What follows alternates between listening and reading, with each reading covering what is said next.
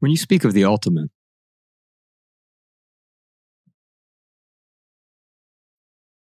are you saying that it's possible to be the ultimate within?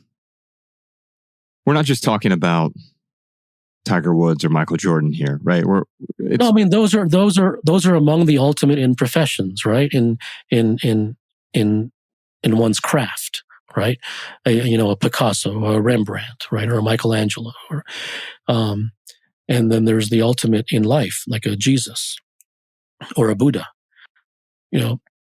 So those are a Jesus or a Buddha is the tip of the top, right? Like that's godhood.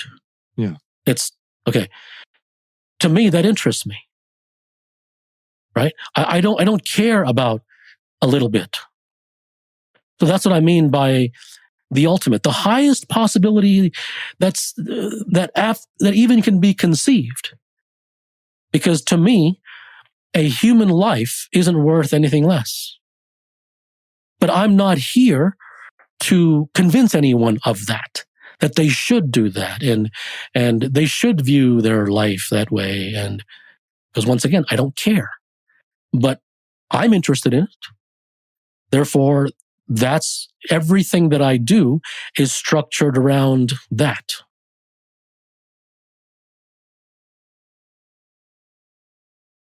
You gave me a really nice gift a moment ago when you talked about not getting anything, not just not needing anything from other people, as in, I really need my work to resonate or I need them to understand me, which is still something I struggle with quite a bit. I don't mind what you say about me at this point, but I mind if you misunderstand me. But fundamentally, I don't actually get anything if you do understand me. And so whether or not a person listening to this understands, maybe they're not ready for a conversation like this, maybe they never will be, or maybe they just don't get something out of it, and that's okay. But my own needing the applause, acceptance, or just the mere understanding of someone else becomes a self-imposed prison of sorts. It's a type of attachment that I've formed, and I'm just realizing that now. Can you help me better understand that? Well, I mean, it seems like you do. I mean, the masses the masses have been placed at the center of everything. And that's why everything is ruined. It's because the masses seek the teachings are all dumbed down and watered down into garbage. So, like, even if you seek mass applause, what for? Who's out there? Well, why do you want the applause from the masses? Who are they? I mean, if someone is truly special and rare, then that even shouldn't be, not should, but that there's no point in even seeking applause from him.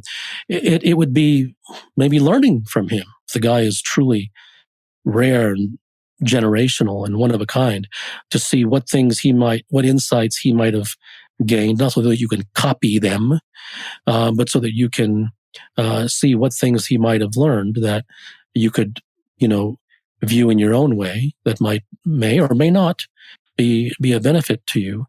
But what is this? I don't know what. Yes, I do know what can be gotten from mass appeal.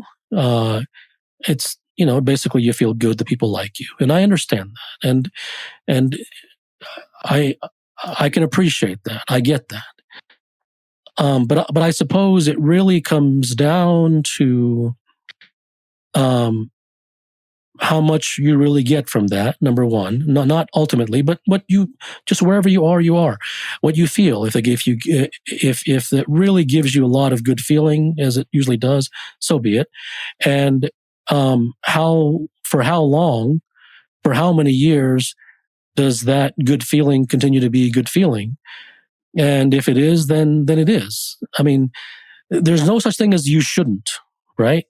But even if you intellectually say that I shouldn't get good feeling from being liked, that doesn't go anywhere. If you do, you do. Once again, everyone's in a different place. And I guess the point here is that all of the prescriptions and all of the information and all of the stuff that's out there, that's released in the form of books and lectures and all that, it basically is founded upon wanting to be liked.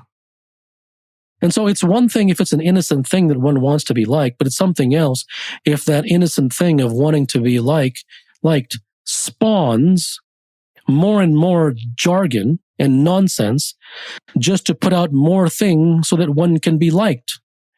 And at the end of the day, it's all it is. It's all just pie in the sky. Because how many millions are practicing meditations? You know any Buddhas? How many millions are practicing mindfulness? You know any Buddhas? How many people are talking about the words of Christ, and the words of Christ are magnificent? I mean, that guy spoke truth. But you see any Jesus is walking around? So how many copies of the Four Noble Truths and the Eightfold Path are on every shelf? And yet you don't see any Buddhas. That's interesting, isn't it? So obviously, it wasn't the Four Noble Truths and the Eightfold Path which created the Buddha to begin with. And so if it didn't create him to begin with, why in the world would it create him later on? So you can't cliff notes a Buddha. You can't cliff notes a Jesus. And you can't cliff notes any truth. You can only cliff notes nonsense. And in the cliffing, it becomes nonsense. And it's for those who seek nonsense.